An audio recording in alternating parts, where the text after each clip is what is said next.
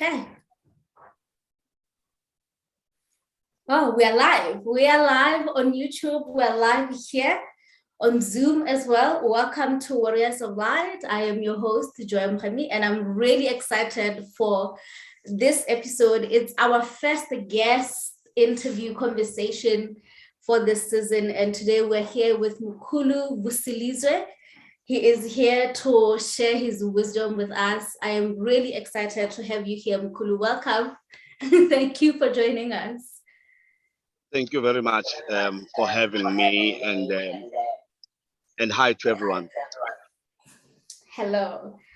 We're here talking universal laws and order and why this is important for those who are here, those who are joining us, who are watching, who are primarily what I call genetic pathcutters, people who are here on the Ascension path, who are here to heal themselves, to expand and elevate consciousness. So we're really excited to hear your wisdom, Mkhulu.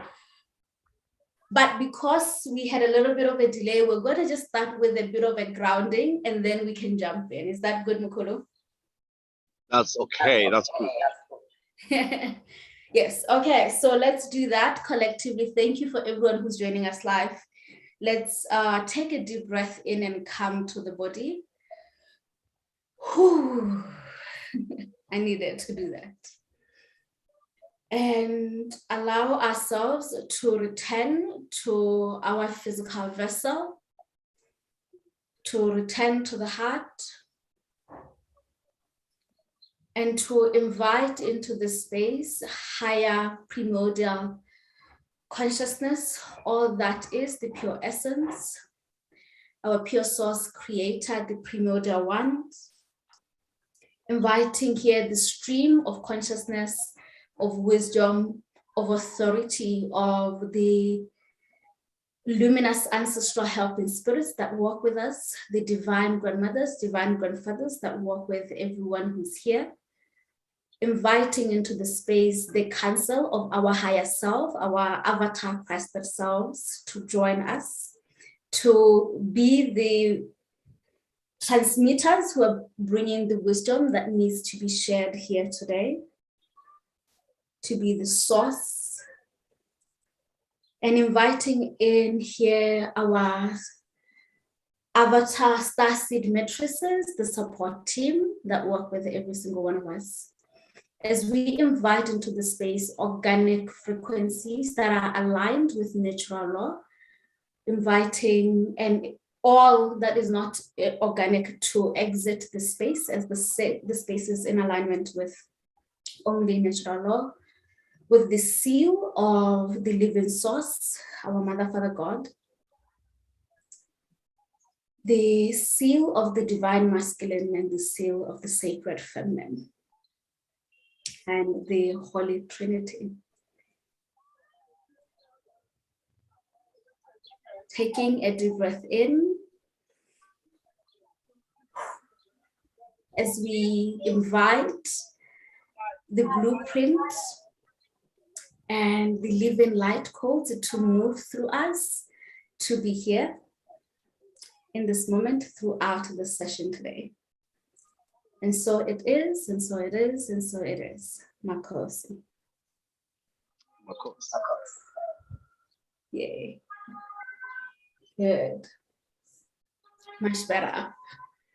So Mkhulu, we're here today in this show, which is particularly about consciousness. It's a library of consciousness that we're building. And consciousness is something that I know is important to you. But perhaps we can just start a little bit about you sharing your journey, as a universal priest, and the current work that you're doing along the lines of consciousness, ascension, awakening, and healing. Thank you, Coco. Yeah, it's a pleasure to be here and to be addressing the whole audience. Obviously, talking about myself, my background started almost 15 years ago when my journey started. It started with visitations from beings of light. The primary thing that was impressed upon me was the fact that as humanity we have fragmented spirituality and consciousness demographically, politically, and culturally. And in so doing, we have actually fragmented the creative energies of the universe itself. So, when my journey started, I was taught the first and most important, or rather the fundamental principles of spirituality are the 12 laws of the universe. Can you still hear me? Can you hear me? Yes, I can hear you. I was just requested to mute when you are speaking because there was a bit of an echo. Is the echo gone? I think they say that it's better now. So I will mute myself when you're talking and unmute when I'm sharing, but I believe it's better now. Yeah, I could hear the echo myself, and it was rather disturbing me here. Apologies. I'm gonna try to put headphones on, but yes, please continue. Okay, thank you. Yeah, my journey started with teachings that the fundamental principles of spirituality and consciousness is the knowledge, application, and embracing of the 12 laws of the universe. Why the 12 laws of the universe? Because they are the pillars of creation. They are the justice of the universe. They are the compass of ascension. If we talk about spirituality outside, or rather outside the perimeters of the laws of the universe, we are actually now talking about spiritism and not spirituality, because there is a difference between spiritism and spirituality.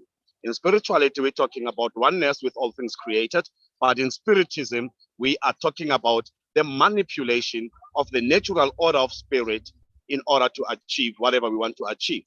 And that on its own is the desecration of our spirituality and our spiritual consciousness.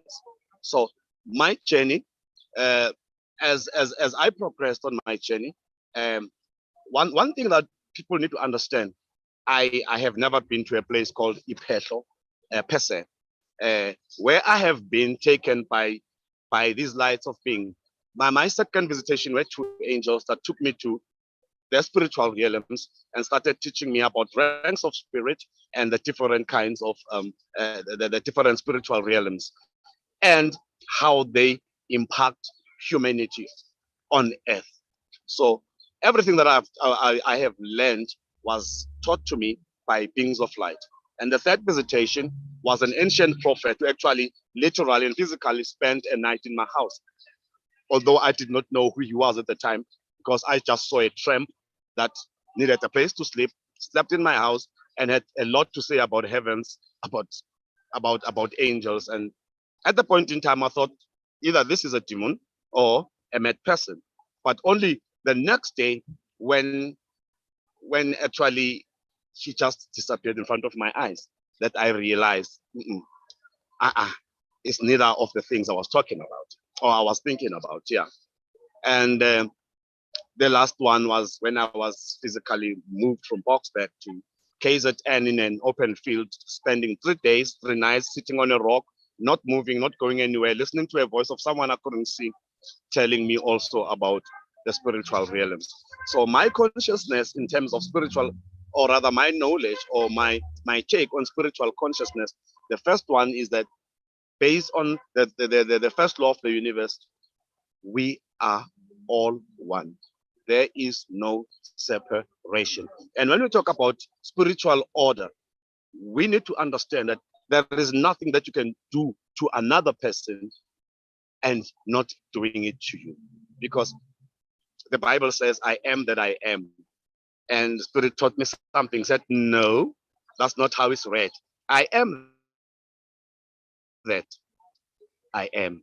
When I look at that person, I am that person. I am. I am that tree. I am. I am the cloud. I am. So if I am all those things, my mind must tell me I must treat them the same way as I treat my individuated, not individual, but individuated physical body.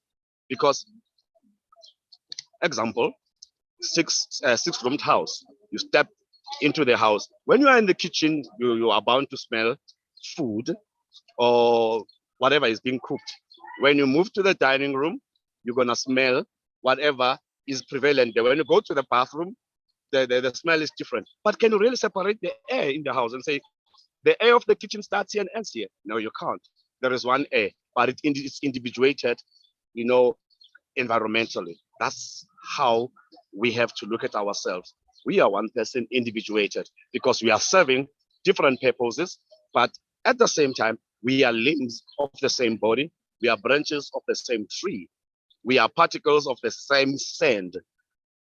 The order that spirituality demands now, the first and paramount knowledge, understand we are all one. There is no separation, and it's called the law of divine oneness. Now, if we say it's the law of divine oneness, what does it mean?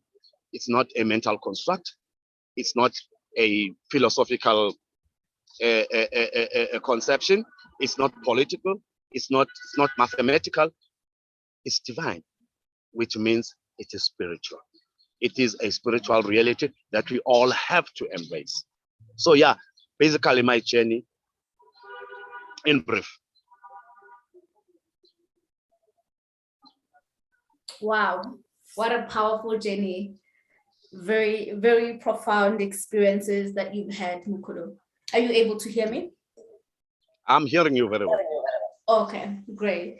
Yeah, I really love your experiences, the initiation that you went through, how personal it's been for you, and the deeper revelation around consciousness, and with the original core law being that we are one, and understanding this, especially if we are in the spiritual journey to heal ourselves, to heal the fragmentations that are already existing in our third dimensional reality.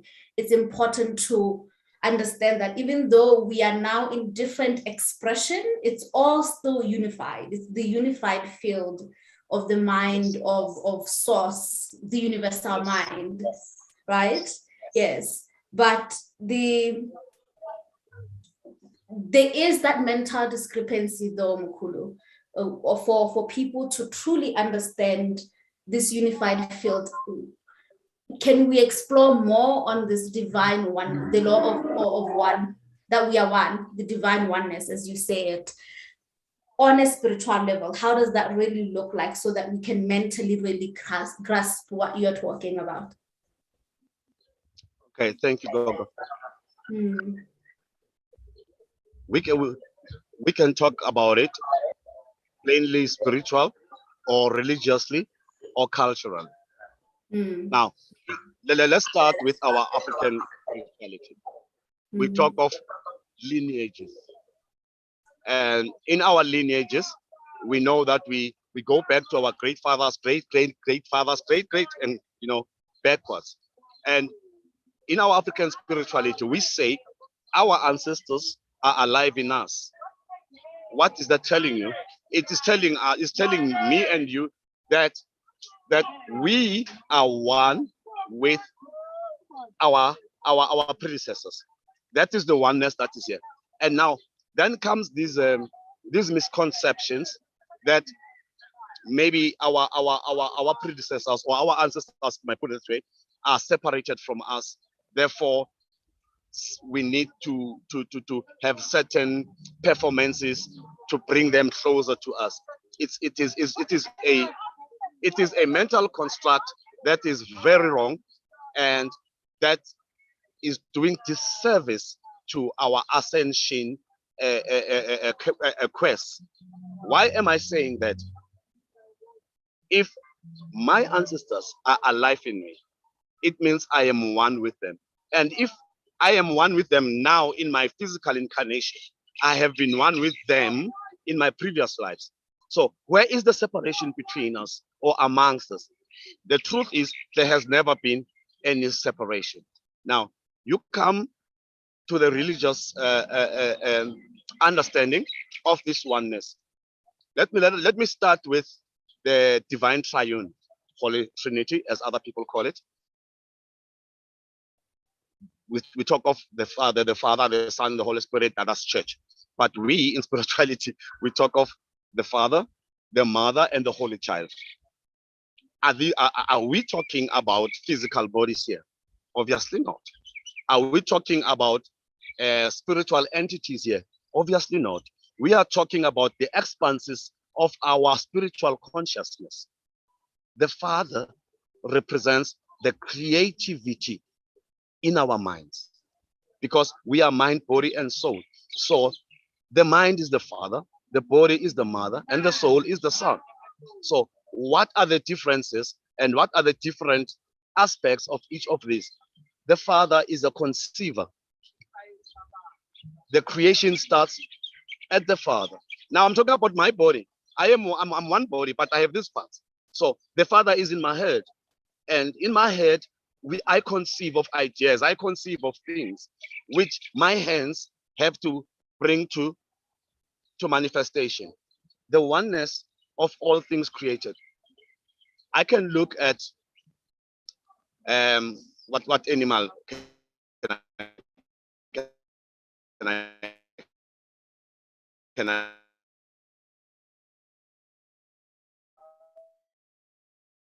and what do I see? I see an animal with hair, but Coco, there's something wrong with the internet connection. I'm seeing words on my screen. They say the connection is unstable. Yes, yeah, we couldn't hear you for a minute there, but we can hear you now. Oh, you couldn't hear me? Yes, for just a minute. Why didn't you stop me? Oh, sorry, you froze, so sorry. Yeah, you can continue. Okay, let me go back. Let me try and go back, since you couldn't hear me for a minute. Yes, the mind being the Father, which is your mind. Yes. Oh, okay, fine. Yes, we are divine triune in one. The Father, the Mother, and the Holy Son, or the Divine Son. Now, the divine oneness of all things created. It means whatever I am doing to you, whatever I'm doing to a tree, whatever I'm doing to an animal, I'm actually doing to me. Because what the universe, it reciprocates. It reciprocates our thoughts, it reciprocates our actions, it reciprocates our ideas. And the way it reciprocates in I always say, equal in dimension, opposite in direction. That's how it reciprocates. In other words, if I plant a seed, the reciprocation is a harvest from the seed. That's the reciprocation. So divine oneness informs us that we cannot act anyhow towards other people or nature itself, thinking that we are not doing it to ourselves. Because whenever we do it to other people, whenever we're doing it to the world, to the nature, we are doing it to ourselves. Practical example, we can burn all the forests and think it's just grass. But what's going to happen?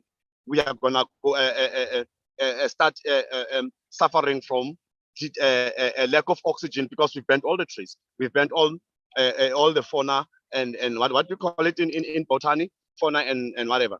Yeah.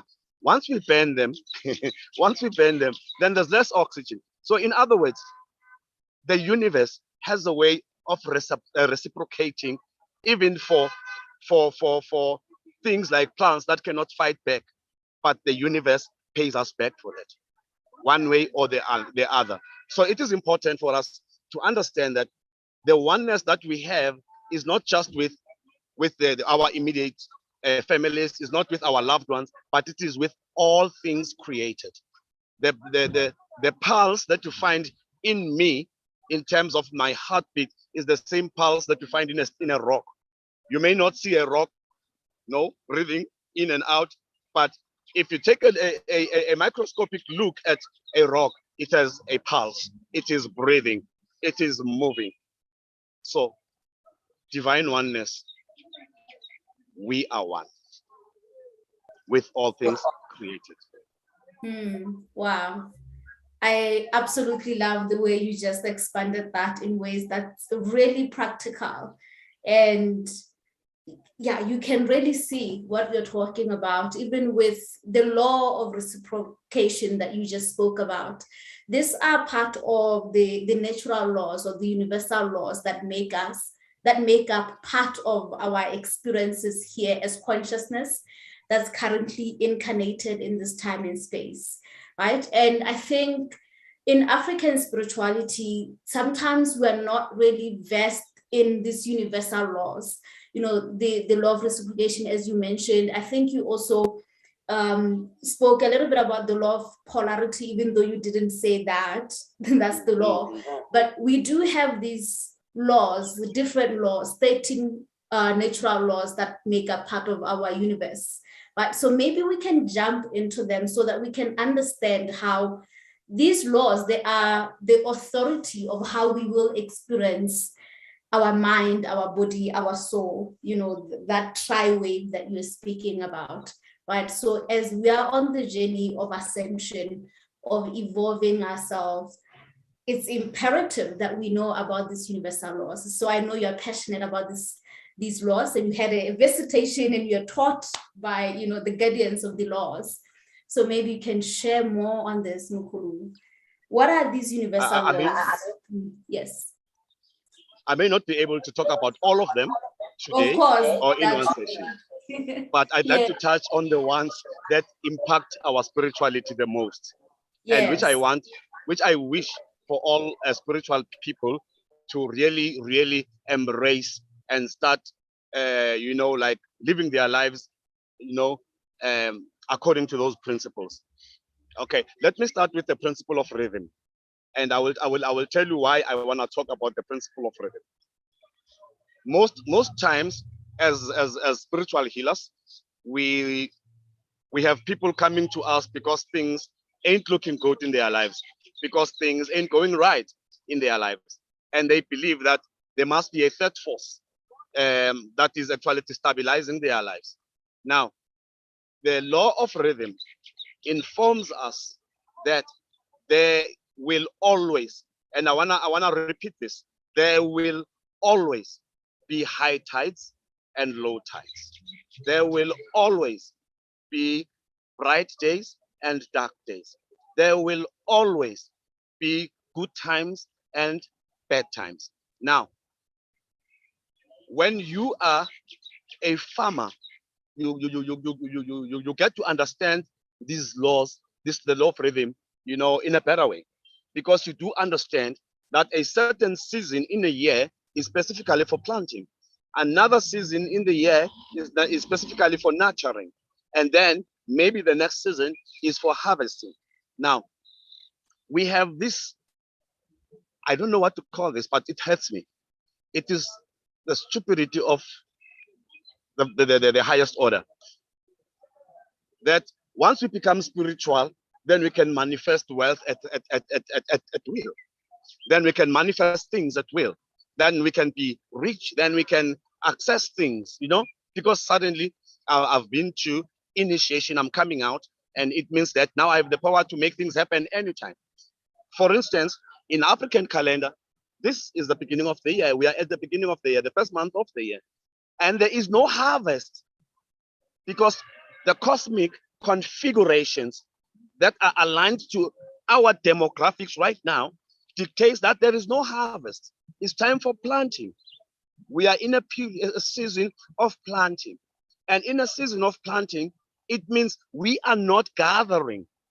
Rather, what we have, we are planting, we are burying it, putting it underground. Okay. And it will be some months before we can think of harvesting. People need to understand, not all dark days are brought about by outside forces, by evil, by witchcraft, or things like those. We as human beings need to understand there will be highs and there will be lows. And when you are grounded, no, especially on the law that we've touched before, the law of divine oneness, you will understand that your oneness with the earth must assure you that the earth at the right time will provide you, that the sun at the right time will provide for you, that the rain at the right time will provide for you. The law of rhythm says, fear not. I love that word. Fear not. Be not anxious. Do not overthink. Stop these superstitions. You are being bewitched. Someone hates you. Sikrito, sinyama, whatever those things are. Stop a minute. Understand you are supposed to go through this stage. Otherwise, you are not part of creation. You are not part of the universe. The universe has got seasons, and you are part of those seasons. When it's a dry season, how do you expect to be wet in a dry season? People take a chill pill. I move from the law of rhythm. Then the law of polarity. Hey, whether we're talking about church, we're talking about political parties, we're talking about whatever, spiritual consciousness must inform us that there is always bad in every good, and there's a little good in every bad. It's a law of polarity. You cannot, hot and cold are brothers of the same parent called temperature. High and low are brother and sister of the same parent called measurement. Whatever however you put them, there is polarity in everything. There is polarity. Yes, that we cannot run away from polarity. The law of polarity dictates that we be conscious, that we be aware that to every good thing that we see, there is bad in it. And to every bad thing, why am I talking about this? If I'm in a situation that is so gloomy and it's just challenges in front of me, I must understand within every problem lies an opportunity of equal dimension, of opposite direction. In other words, within every problem, there is an opportunity to shine, an opportunity for glory. In every darkness, there is light coming out. It's the law of polarity. Now, how does that impact order in spirituality? It will impact order when we understand that what you see another person doing, and you look at it and you say that person is evil. That person is not necessarily evil, but that person is a reflection of yourself in another timeline. Why is that person a reflection of you in another timeline? Because you and that person are one. So when you point a finger and say that is an evil person, no, you are saying you are an evil person.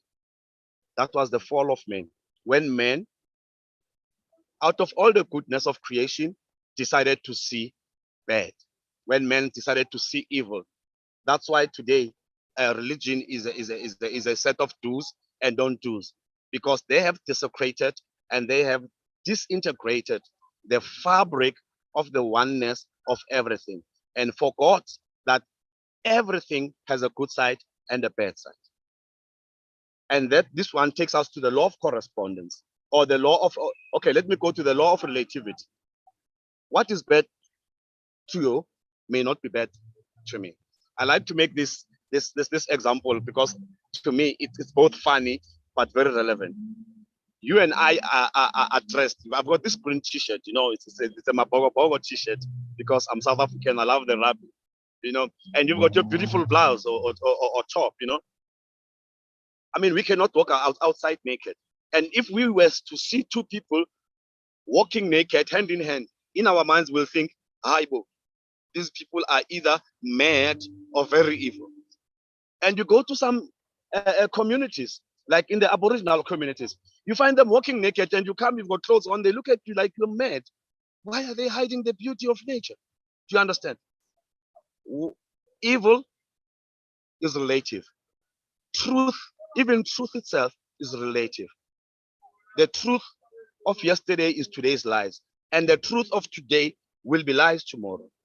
Your truth may be lies to me. My truth may not be your truth. Everything is relative, which brings us to this abrogation of the word sin in religiosity. There is no sin. It's sin. If you say it's sin, it's sin. What benchmark are you using? What barometer are you using? Whose barometer are you using? We can only look at things from our lower selves or from our higher selves. It is the law of polarity. There is good in every bad, there is bad in every good. But what is our responsibility towards those constructs, especially as spiritually conscious people? Embrace the good, discard what does not resonate. To me, sin is anything that does not resonate with me. I don't care how beautiful it is, but if it does not resonate with me, to me, that's sin, because I don't understand it. I'm actually consciously rejecting that thing. That's sin. So when we go around teaching people about spirituality, teaching people about goodness or whatever we're teaching them, we must always run away from saying my way is the right way, not your way, or my culture, or I'm doing our culture better than you, because at the end of the day, it all boils down to individual or individuated experience. That's the law now that I'm talking about, the law of polarity. There's good in every bad, there's bad in every good. I don't know if at this point in time people are still with us, or whether they'd like some clarifications before we proceed. I think I'm going to get more deeper before I become more deeper. Maybe if they need clarifications, then they can ask now, or I don't know. Or may I just proceed? Yes. Wow. First, we are really receiving the wisdom, Mkhulu. It's just, yeah.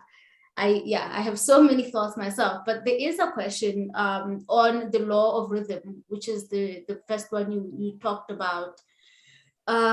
So Matlogolola is asking, there is this concept of growing pains, like before a next level move, there is a lot of shifts, challenges, and hardness. Is this true? May you please expand on this, Mkhulu? I do not understand the question. What is the... So the question, I think from my understanding, is that often just when you are about to elevate, expand, evolve, you encounter challenges and hardness before you actually go to the next level of your ascension, of your evolution. So she was asking if that's also in alignment with the law of rhythm. Oh, no, not necessarily the law of rhythm, but this is a different spiritual principle. It is a principle of ascension. When you are busy being elevating or ascending, and suddenly there are many challenges. Remember, we are not in this realm of space and time for the first time. We have been here before. So when those challenges come your way, the universe is trying to juggle your mind to remember how you dealt with them before, to remember that you are more than those challenges, that you are more than what you think are problems. The universe is saying, for you to pass here or to get your promotion here, you need to remember, because that's why we are on this earth. We are here. We have come back here to remember. We have come here to reconnect. And when I say remember, I mean becoming members of Source again. That's why we are back here, to remember, become members of the Source again. So for you to move towards that remembrance or that emergence again with the Creator Source, you need to remember how you overcame all the bigger problems than the ones that you're looking at in your previous lives. That's why some scriptures will say, God will not give you a burden too heavy for you to carry. So what she is talking about here is the principle of ascension, not necessarily polarity or rhythm. Rhythm is just understanding that I am in this season. Maybe there's something that I forgot to mention concerning rhythm. If you look at our African calendar, in relation to cosmic configurations, taking also into consideration our personal cosmic profiles. There is a triangle that is actually formed there, and that's why in our symbiology there is always that triangle with a circle around it. What it is telling us is simple. For us to keep ascending the three corners of our existence, which is mind, body, and soul. And now the mind also has to be separated into a triune, where we're talking of the conscious, subconscious, and superconscious states of mind. We are remanifesting what was from eternity. What is this that I'm talking about? What was from eternity? Remember, we are the expression of the source. We are expressions of the creator source. You know, sometimes when somebody comes to you and say, Joy, I've got this problem, 1, 2, 3 problems. And you say, oh, sorry. And then you just go to a neighbor, say, that one has this problem. You know what you're doing? You are actually decreasing the God essence in you, because that person was actually telling their problems to God, because sitting there, you are an expression of God, you know. So when they tell you their problems, they are expecting God to become God and do something about their problems, not really to go and talk about them or to say sorry. God that never says so. Does God ever say sorry? But that's what we do, because we have religion says the fall of men. We have fell from the consciousness, from the God consciousness that is supposed to be driving our spirituality. We are gods, nothing less, nothing more. Gods. That's why we are here. And what do gods do? They create, they provide, they protect. That's why we are here. And they heal. That's why we're here. Nothing else, nothing more. Yeah. I mean, powerful, Mkhulu. I know, I understand that for people, these concepts may be new or difficult, but that's particularly because of what you've already mentioned, the fall of man, the fall of consciousness, which happened because there was this separation where we separated ourselves from our divinity, from understanding that we are part of the source, part of the unified field, right? Are you still with me, Mkhulu? I am with you. Oh, okay. Yes, I'm looking at your expression. I'm like, oh, did I lose him? No, I'm fine. Yes. So the fall of consciousness is something that we are all here to. Is the fragmented now all this forgetfulness, these fragmentations that we see, these fragmentations that most people are here to heal.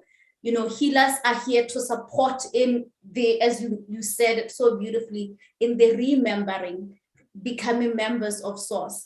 It's exactly what the ascension process is really about, right? But sometimes it's very difficult to really see this at a personal level in your daily life, that we are in an ascension journey, right? Another point that I wanted to mention, I would like you to expand on is, now it's just, there are so many thoughts that I forgot actually what I wanted to ask. I'm sorry, but yes, just wanted to highlight this for my monologue, because she's taking in this idea that we are expression of source and integrating that.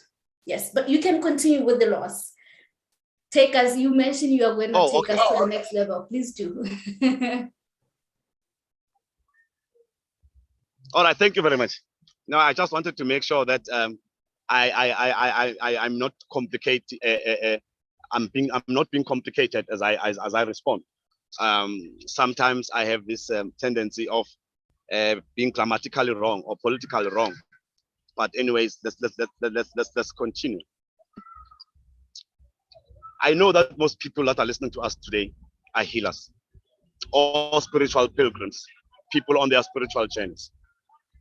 And maybe this is the one law that I will want to end the discussion of laws with. So I'm going to expand a lot about this one. It's the law of transmutation of energy. The law of perpetual transmutation of energy. We have a problem amongst our healers. Before you are a healer, you must be a healed person. But unfortunately, our spiritual journeys have put us through a lot of traumatic experiences, a lot of drama, a lot of emotional turmoils. We were actually made to feel like victims.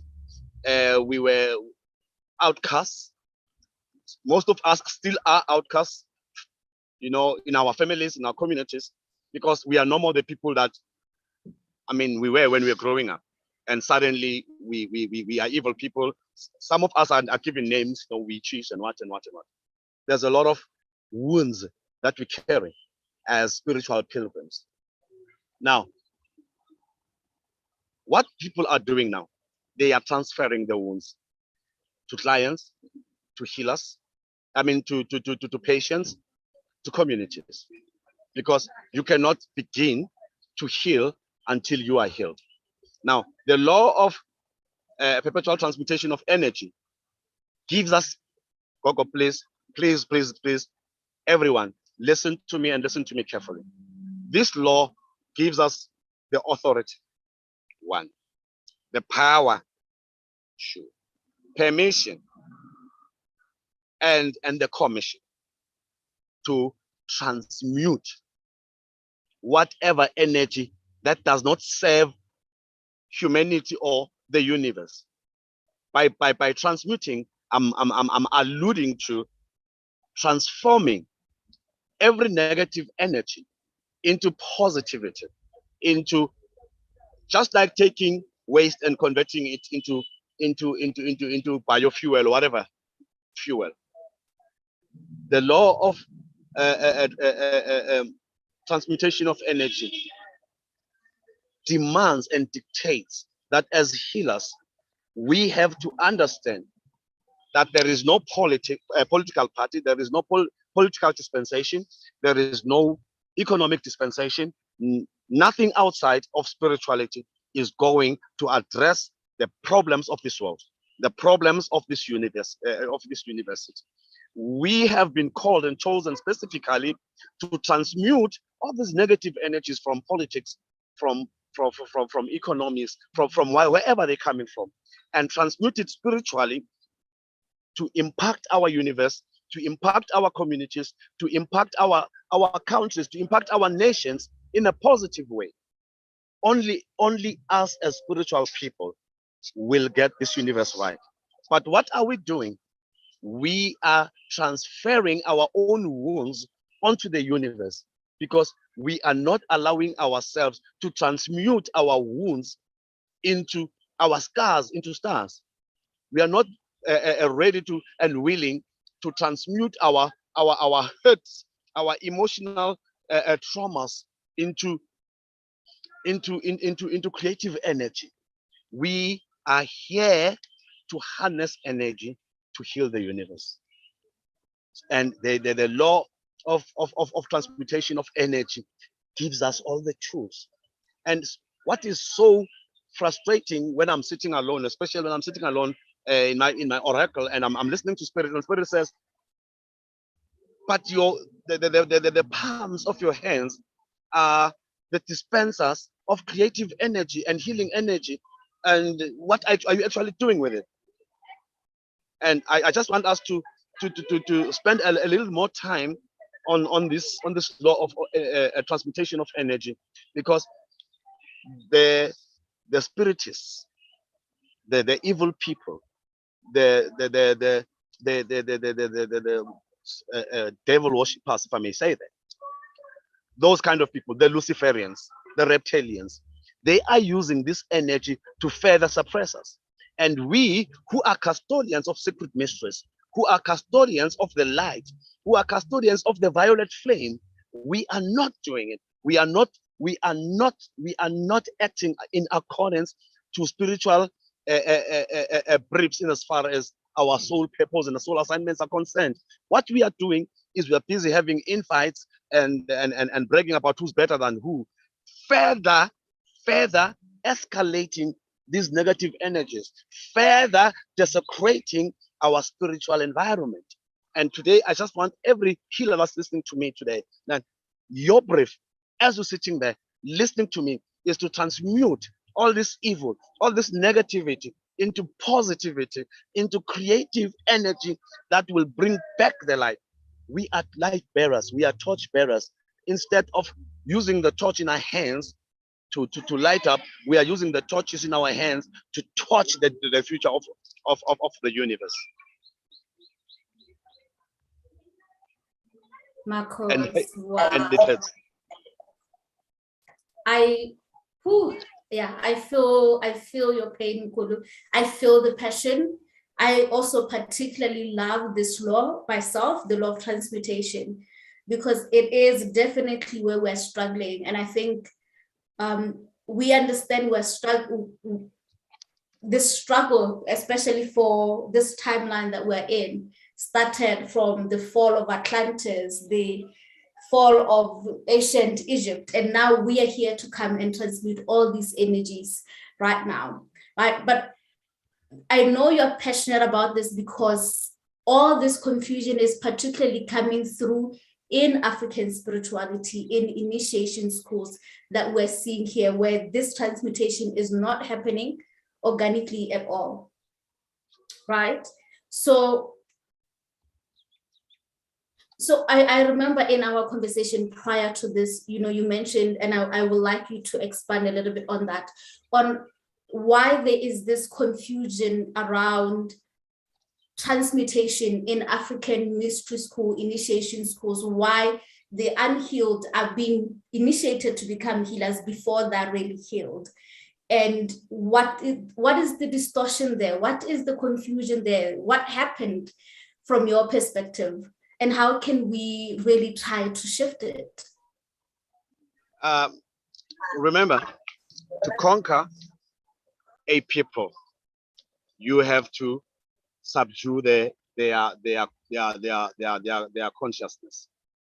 And with us as African people, it has always, from eternity, it has always been our spirituality that has been our strongest weapon. And for any oppressor, for any colonizer, for any outsider to subdue us as Africans, they had to make sure that we are divorced from our original spirituality. And in a way, make sure that they not only separate us, but that they infiltrate our spirituality in order to twist it. So largely, we cannot blame actually blame ourselves or our great parents for what happened.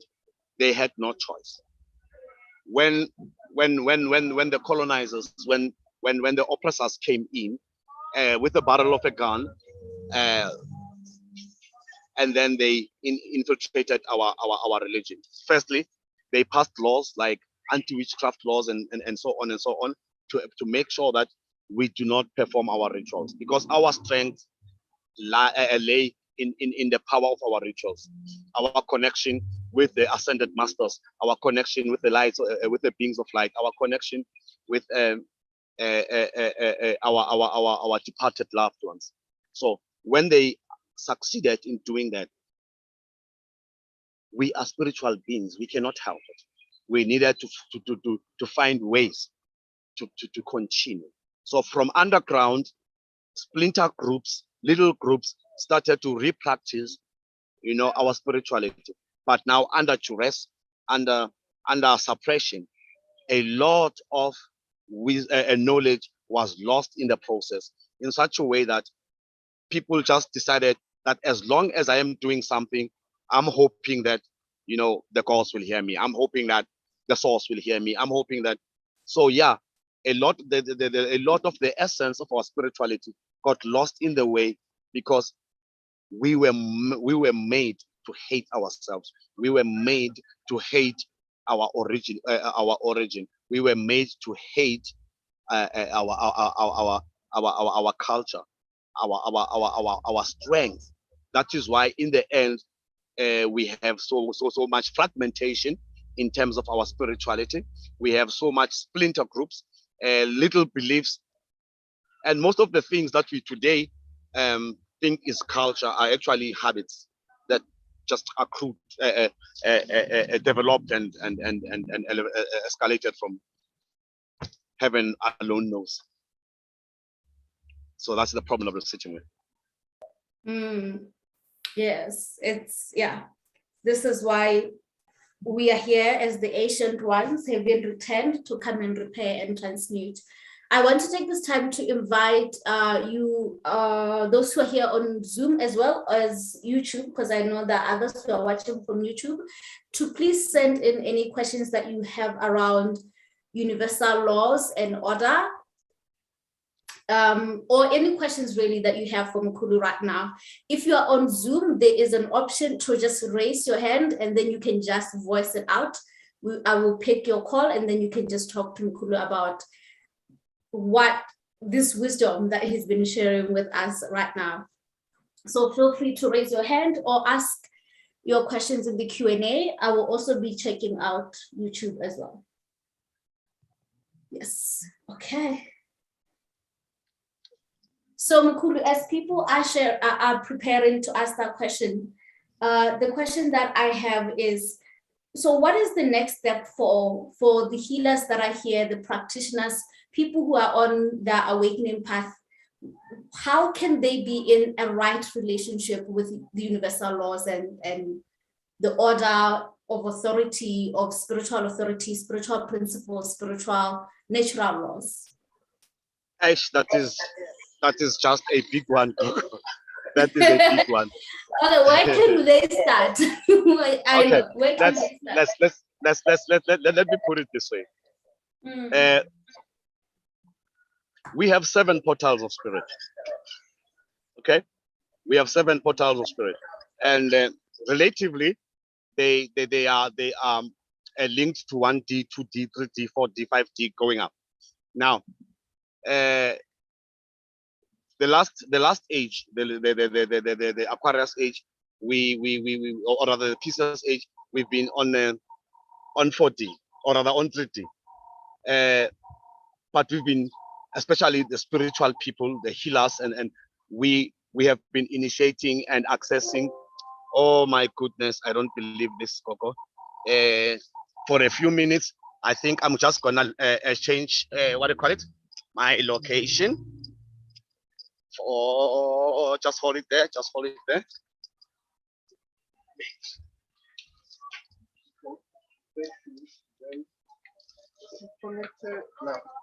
Okay. Yeah, Coco. Yeah. Okay, well, good. No worries. Yeah, like I was saying, we were accessing the 4th portal a lot, and from the 20th or 21st of, oh my goodness. Yeah.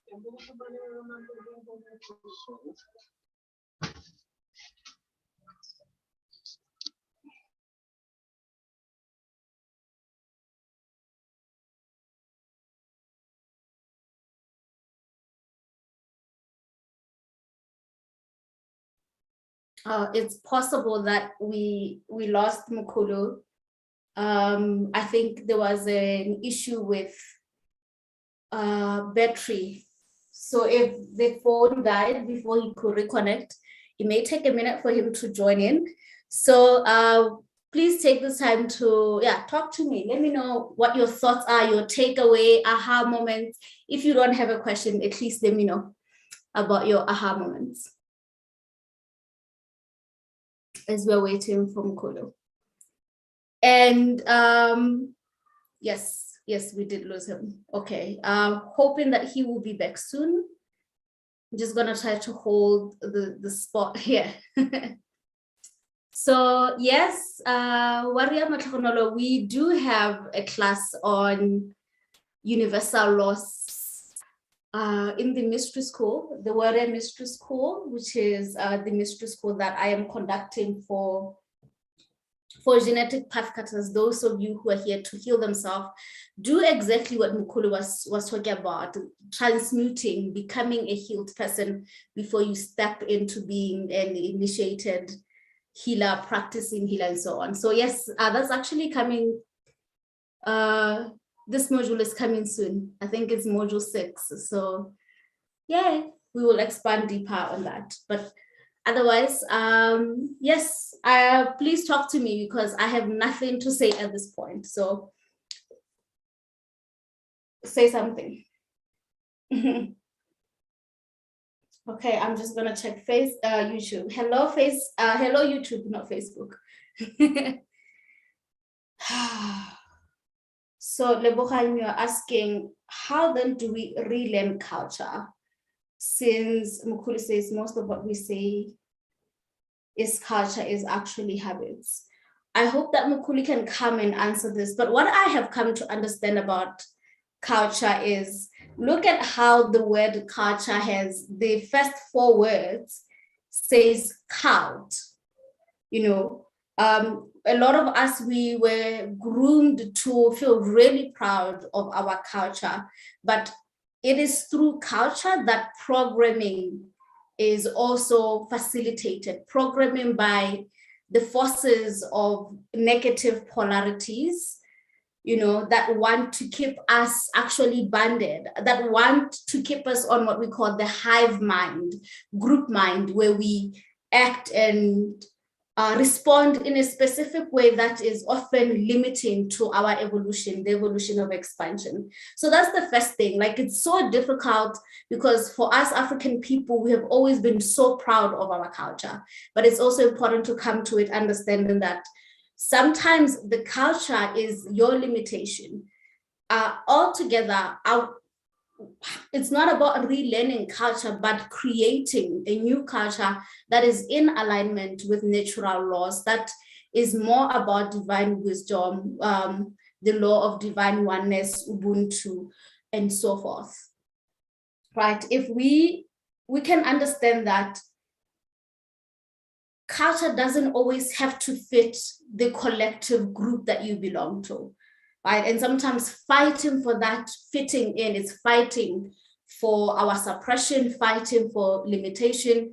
When we are all here, particularly if you're here watching me, you are here for the liberation, for us to unbind ourselves from the mental, from the third dimensional. I know that Mkhulu was just about to really break down this current stage we're in, where we are evolving from a third dimensional. A third dimensional reality is more about, you know, being obsessed with identifying with your physical vessel, with your material body, with where you come from, with the skin that you wear, and thinking that's who you are, without realizing that you're so much bigger than that. You are a spiritual being, a divine being, a cosmic being, who happens to be in a physical body, right? And so my name, me being a Motswana Black woman, these are stations of identities, but they're not the truth of who I am, right?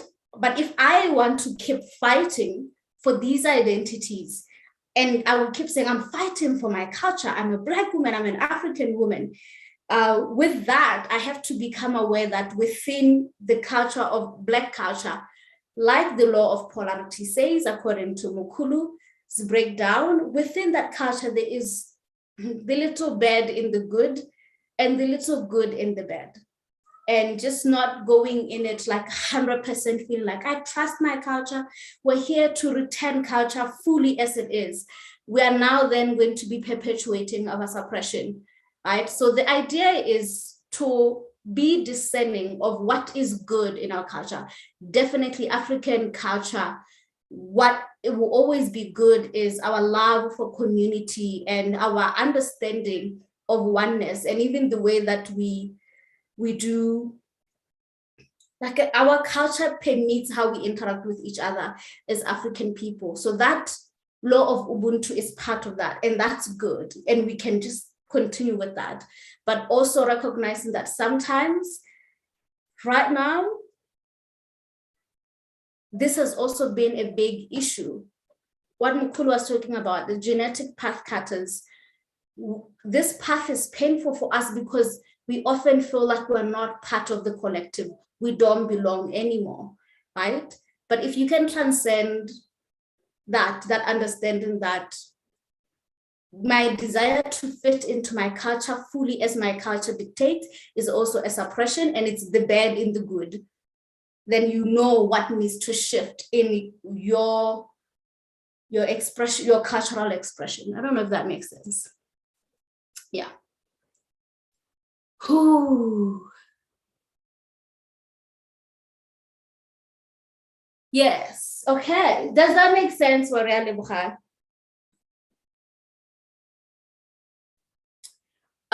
Yeah, Lebucha is saying that, what spoke to her was how our great-grandparents had no choice.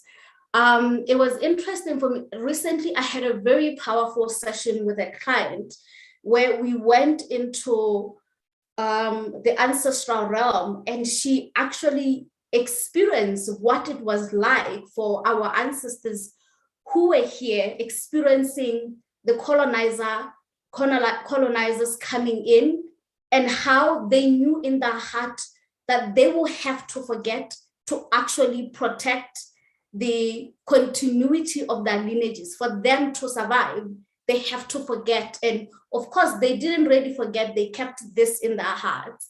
But I remember just being in that session, how profound it was for my client to experience the pain of choosing, because they were given the two choices.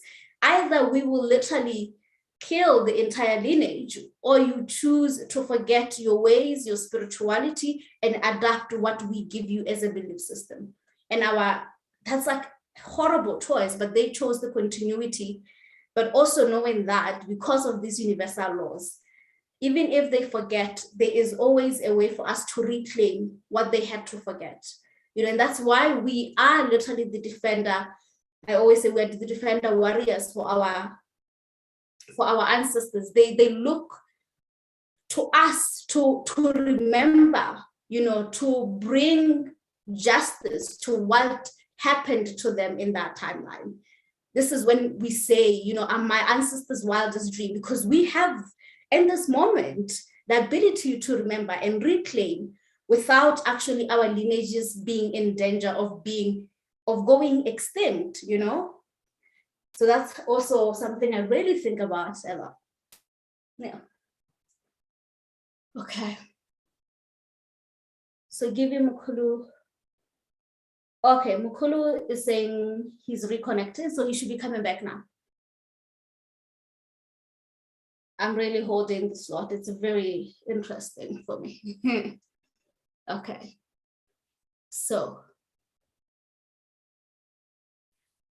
for you, Mataranolo, to add, Gogo, we can also reinforce. Oh, actually, I know someone raised their hand. Let's wait for Mkhulu, and then maybe you can share when he comes. I will pick you up. I will retrieve you. I don't know what the word is when he arrives. So I will just read what everyone has shared.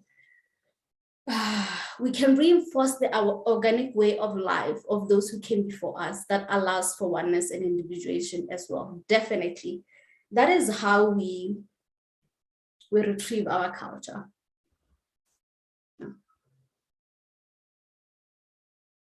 Okay. Lady Portia, what's really sad for me is gifted people who know nothing about healing. That's the biggest trap we find ourselves in. Yes. I 100% agree with you. And just how unaware people are to this need. I think that is one of the biggest distortions that they did to make us believe that we don't have to heal through ourselves first before connecting with higher beings or before healing other people. Yeah. But this is why you are all here listening to this today, you know, for us to change that narrative. Okay. Hello, Tumelo Mureri. For me, the highlight was that charge transmission by Mkhulu. It was really profound, hey?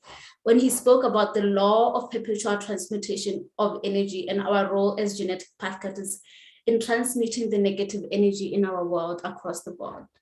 I felt as though he was speaking directly to me, calling me on duty, inviting me to show up and step up, calling me into my leadership. Wow. That was definitely activating for me. I felt that. Wow. Oh, I am so happy. I'm so happy that that was your experience, Warrior. 100%. That is also one of my favorite law, the law of transmutation. Yeah, because we are the divine dispensation. You know, we are here to come and neutralize all the other dispensations that are happening, the negative ones that are happening, right? So understanding that we can't just wait and say God or a Messiah is going to come and transmute these energies, you know. It is up to us. Yes.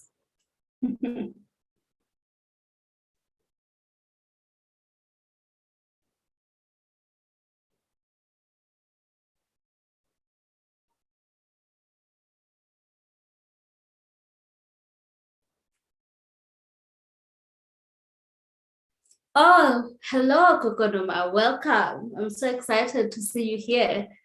I cannot wait to bring you up then. Okay. Hello, Wariam Tikazi. Wow, Mkhulu, my aha moment is the part about genetic pathcutters being healed before initiating. Yes, 100%. 100%. So let's give it 5 more minutes and see if Mkhulu is able to reconnect. It will be a shame if he's not able to reconnect and wrap up properly, but I hope you received what you needed to receive. Oh, let me check.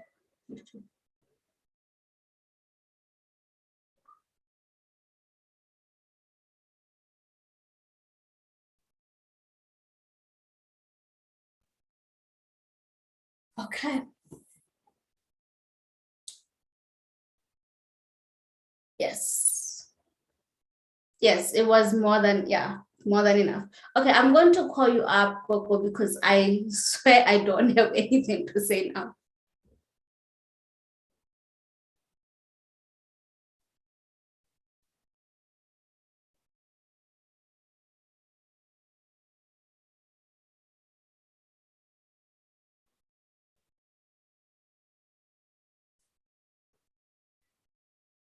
Tokosa Coco.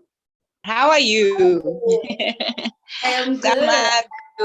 Yeah, so I was raising my hand because I was like, oh, let me hold space for my brother there. You know, because I could see with he has some technical challenges. And fortunately, I was paying attention to his intro on the era that we are in terms of accessing the different dimensions. And we fortunately have had numerous conversations, me and him, you know, regarding what lies in the 4th dimension, because a lot of healers have access to that. But the challenge, Wenakoko, is that at the lower realm of the 4th dimension, there's a lot of spiritual infiltration. You know, that's where a lot of the fallen angels, if I can use the term, are highly active. And so when people access energies and spirits at that dimension, they usually assume that, you know, it's beings of light.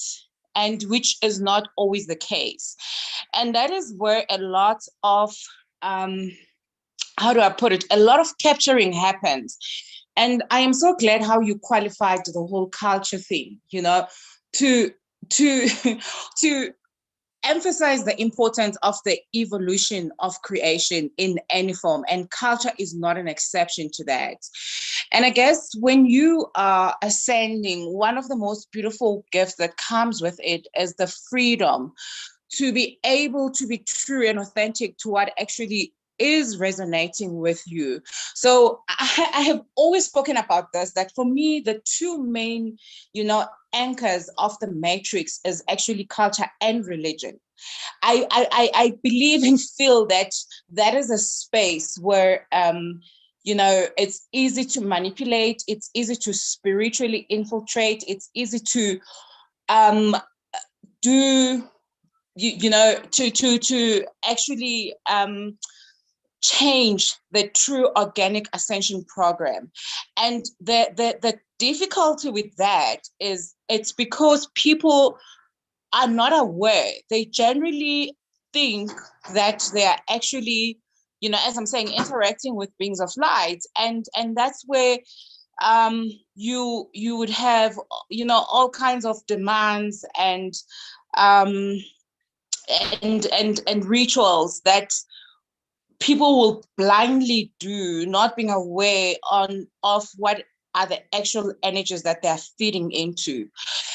And so you find people being stuck typically at their sacral chakras, right? And that's where you typically find a lot of addictions happening because they cannot escape. So this energy is literally being circulated around the root and the sacral chakra, and it's difficult for it to go up, so that you have your full chakra systems opening up, and there's that communication as it is above, so it is below, and there's that constant flow of energy happening all the time. So and I know with Mkhulu, he was really gonna go deep on that and talk about that, and actually, you know, make people aware. Guys, we now have access to other higher dimensions, and there is so much joy there. There is so much, you know, there's so much light, there's so much freedom, and there is so much love. There's so much, you know, authenticity, and it's the organic part of who we are is actually lying on those higher dimensions. Which is going to be our conversation when I come there, on our session, where we're going to be talking about the ascension stages. Because what happens is people get stuck on the very first of ascension, which is the rebellious stage, you know, where you are like waking up to the fact that everything has been a lie.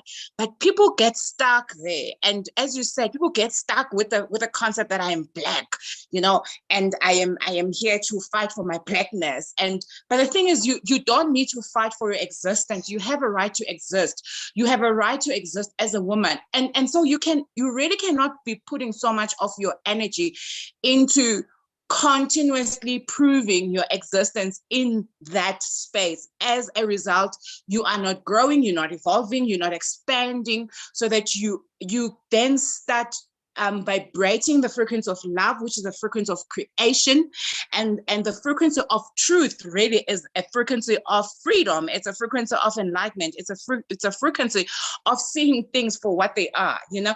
And so hence you find a lot of people struggle with the law of transmutation, because you cannot transmute outside of love, because transmuting is recreating, and you need to vibrate at that frequency.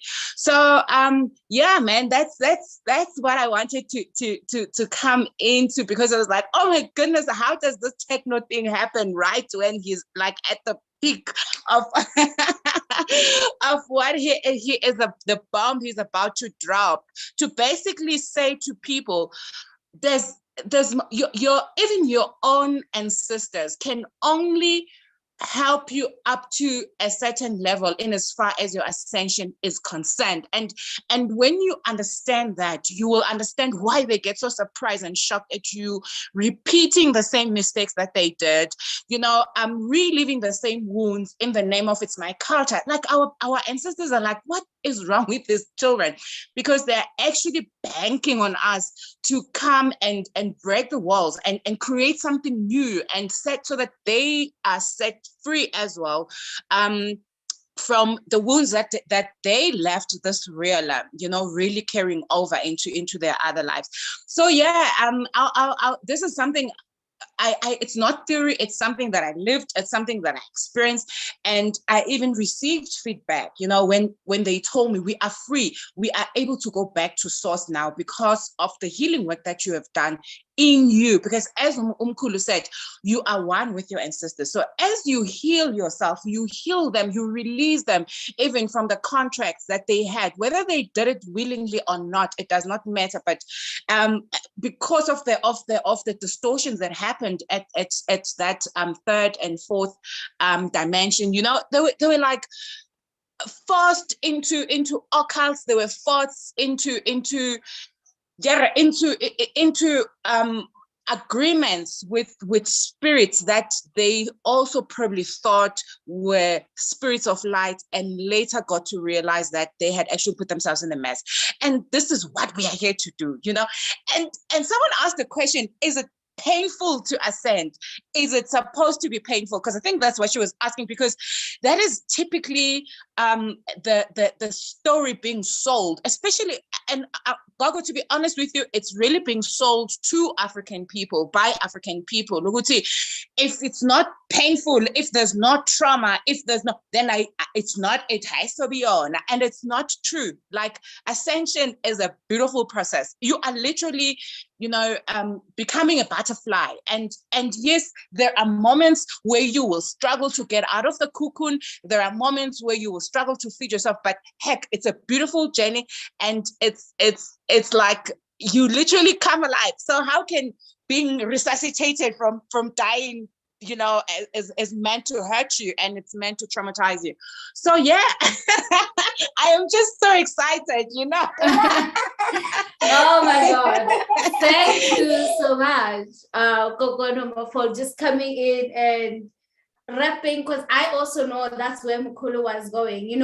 When we talk about the fourth dimension, the first thing that you said, I've always found it fascinating how in African spirituality, one of the things that they like to highlight is observing your dreams. And our dreams are obviously streaming in from the fourth dimension, right?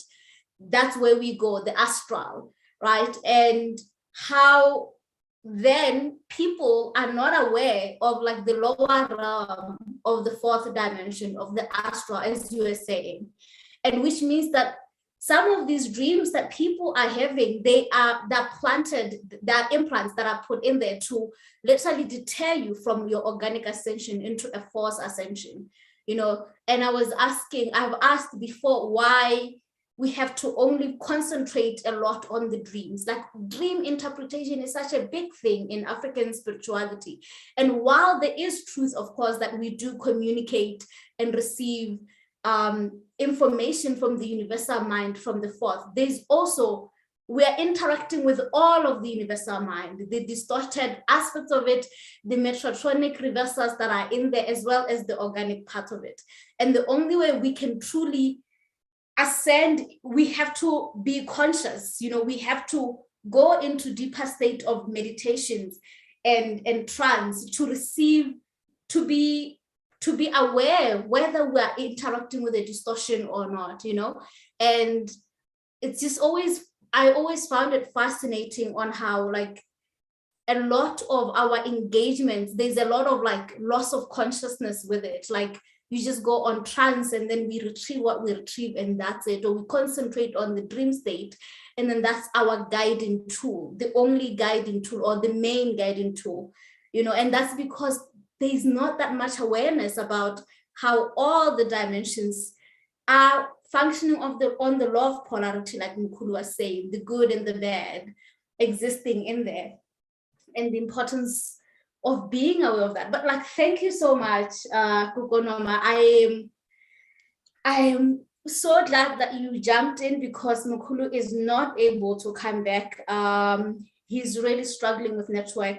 So I think we're going to have to close it, and he would definitely come back for part 2. Let me just tell him that.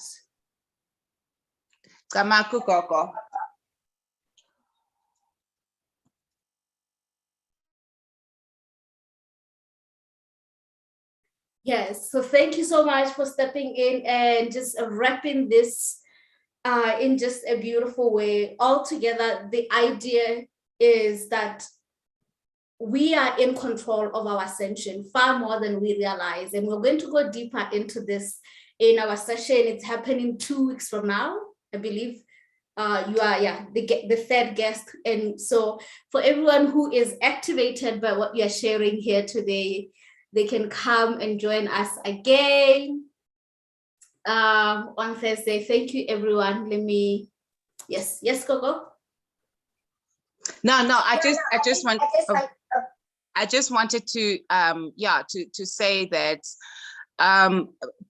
really my last message is there should be a demand from everyone who's listening tonight, a demand to experience joy, a demand to be loved, and a demand to know the truth. Nothing less, nothing more.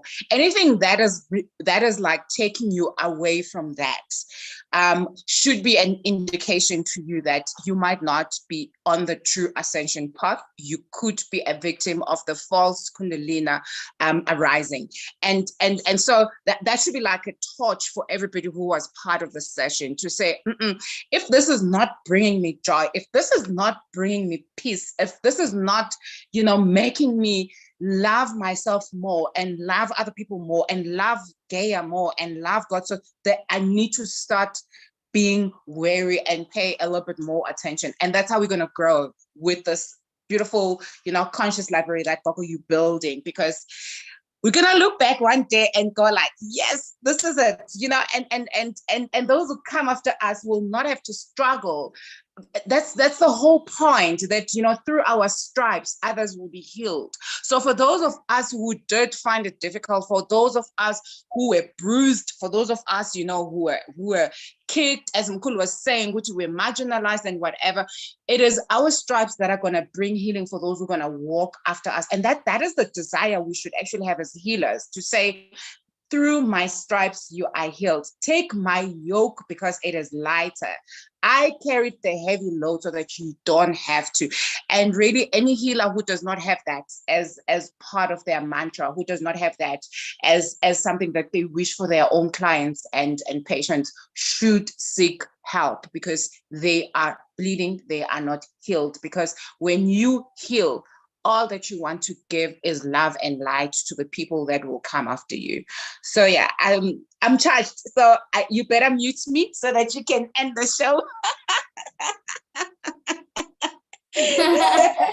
Thank you, Coco. I will remove you now and return you to the panelists. How do I do that?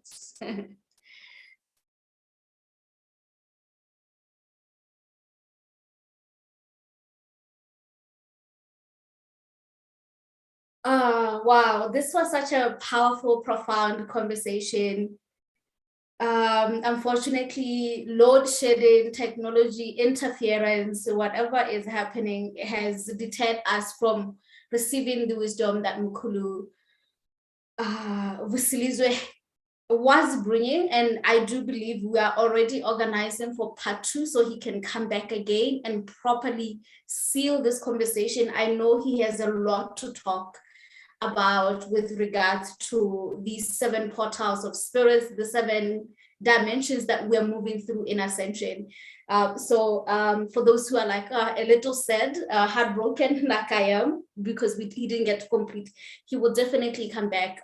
We are building this library for us, as Kukonoma was saying, for those who are going to come after us. We are the ones who are sent here to come and return all these organic logos, organic laws to our practices, to our healing, to our ascension as a collective human race, and in the different parts of the world in which we are listening and coming from, and the vessels that we incarnated into, definitely. So this is an ongoing project that we're doing. Every Thursday, there's just amazing teachers that are going to be coming here.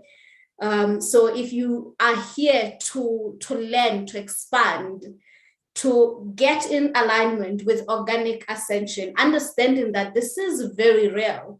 The organic and the false ascensions are very real. Oh, I don't know what just, oh, Mkhulu is here. Woo, thank God. Let's hear.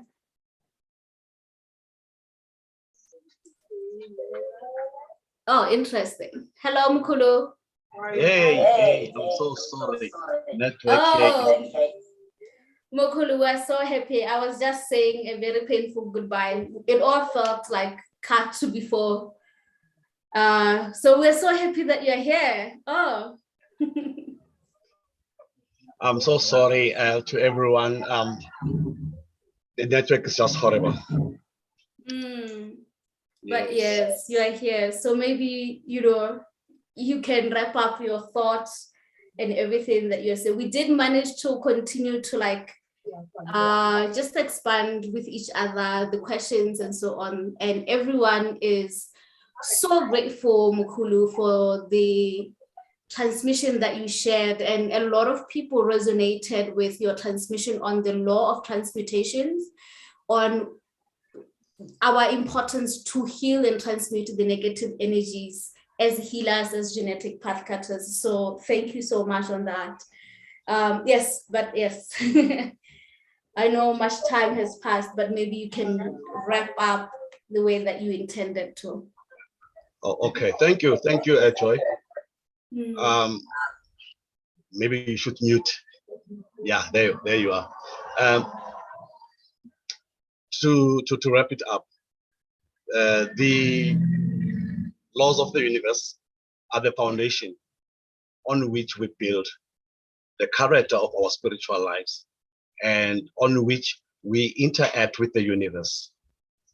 If you have a beautiful plan of a house, but the foundation is flawed, your house will fall when the storms come. So it is the same with our spiritual consciousness. The principles of spirituality dictates that we be aligned with the laws of the universe. In the Eastern religions, they call these laws the laws of karma, because this is the judgment of the universe. This is the judgment of God. The judgment of God does not overstep the parameters of the laws of the universe. When you're talking about the laws of the universe, you're talking about the completeness of all things created and the administration of all created worlds. Not only our earth, but all created worlds are subject to the same laws of the universe. And if you can notice that we are talking about 12 laws of the universe, and we have 12 signs of the zodiac, and we have 12 months of the year, and we know that the Christ of all ages always had 12 disciples. It therefore comes to surmise that these 12 laws of the universe are the alpha and the omega of the principles of existence. And if as human beings first, and secondly as spiritual beings, it is therefore it is very imperative that we adhere on the application of these principles, because outside of these principles we are entering the world of darkness. We have left the light. We are not shining the light. We are not expressing the God of truth. We are not expressing the creator source. We are not even expressing the love of the creator source. We are outside the love. We are outside the perimeters of our existence as such. As a goodbye to everybody, let me just say embrace your oneness with all things created. Love one another as I love you so much. And always remember that whatever you do to another person, you are actually doing it to you. Whatever you are doing to another person, it's a seed that you are planting on the fertile grounds of the universe. And one day you shall reap, you shall harvest what you sow. I thank you very much. I love you so much. Thank you so much, Mkhulu. Thank you so much. Wow, this is such a profound conversation. I'm so glad that we're able to wrap around in such a powerful way of wrapping it around. I love you all. I love us. And we are back again next week. Thursday, 5 p.m. We will have a different guest. Come, let us build a true organic understanding of consciousness, of who we are as the individuated aspects of the collective universal mind, universal consciousness. Have a good night wherever you are. And so we are done. Bye, Mkhulu. Bye. Bye.